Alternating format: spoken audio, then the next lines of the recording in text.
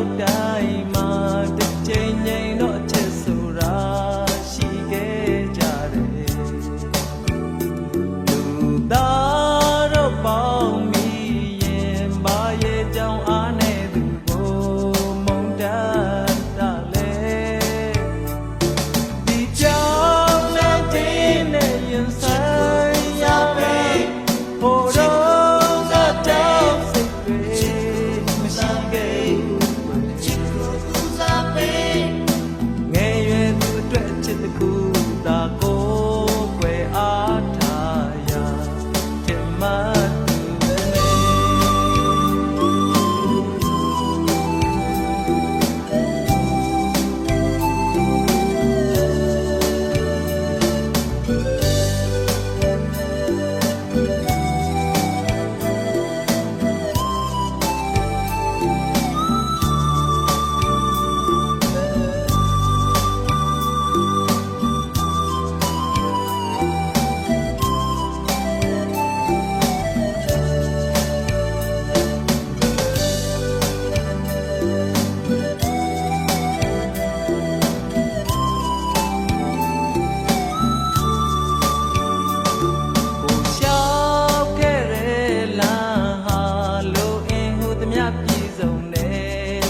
လောက်ပဲကို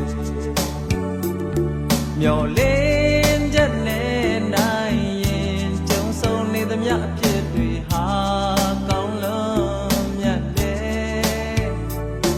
ရီမန်းချက်တွေတင်နာလို့တကယ်ဆုံးတဲ့ရဲ့ကောင်းလေးရှိခဲ့လေ